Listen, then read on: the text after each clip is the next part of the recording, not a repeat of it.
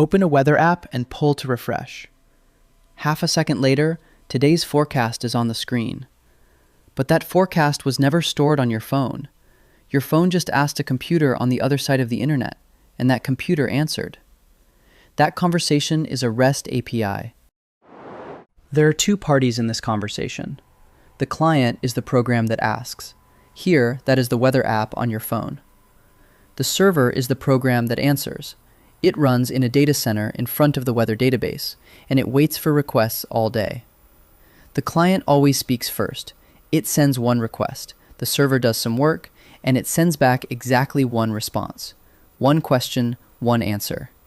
That pair is the request-response model, and everything in REST builds on it. Here's what the app actually sends, character for character.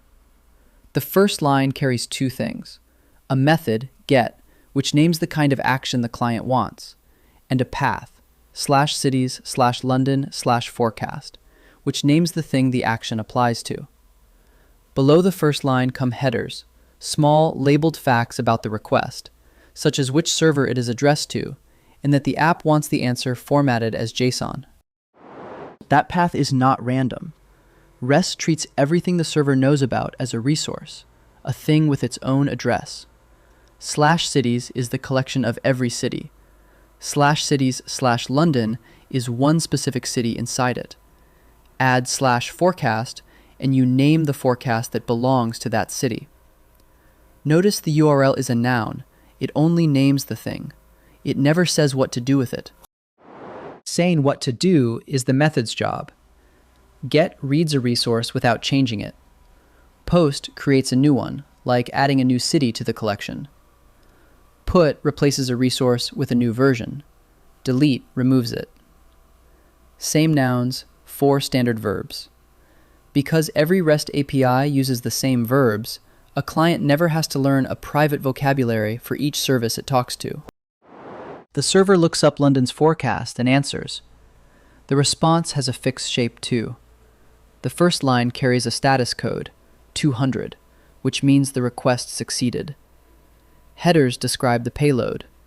The body carries the actual data as JSON, plain text that any language can parse. The app reads the temperature, 14, and draws it on the screen. Status codes let the server report the outcome as a number instead of prose. 200 means success. 201 means a new resource was created, the usual answer to a post. 404 means the resource you named does not exist, maybe a typo in the city name. 500 means the server itself failed. The first digit alone tells the client whether to render the data, fix the request, or try again later. One more rule makes this model scale.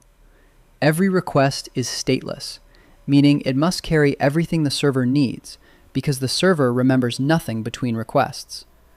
That sounds wasteful, but it is the point.